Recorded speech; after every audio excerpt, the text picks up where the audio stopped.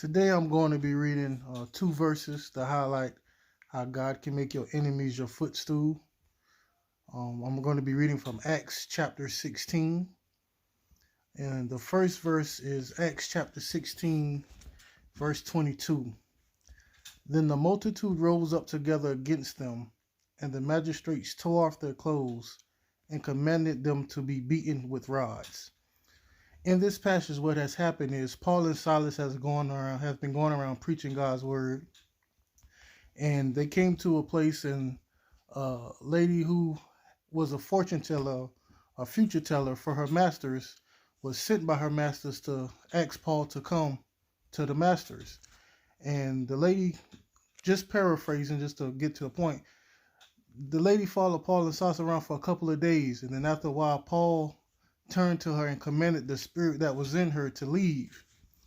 And when he did that, her masters realized that now the fortune that they made with the lady's foretelling would no longer be possible. So they wanted Paul and Silas to be punished.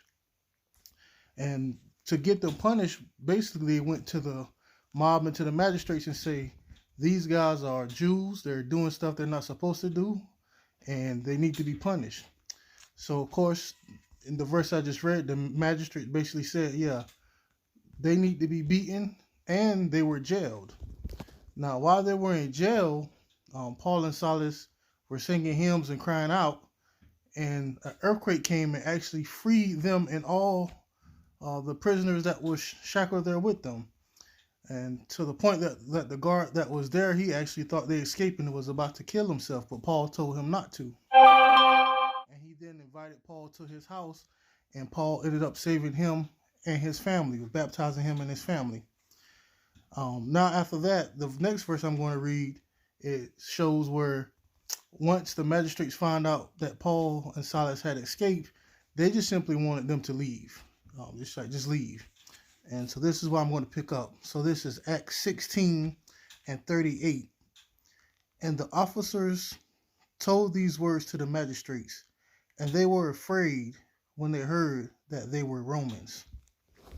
So basically, the guys who commanded Paul and Silas to be beaten with rods in jail turned around and was like, oh goodness, these guys are Romans, and they were able to escape out this prison. I don't want nothing to do with that. To me, and again, the Bible can be up for interpretation, how some people view it. My view of it is, this is a perfect example of your enemies can become your footstools. The people that jailed them and commanded them to be beaten with rods were too afraid to even confront them themselves and wanted them just to leave. And they ended up being actually scared of them when they found out they were Romans. So this is just an example. Thank you.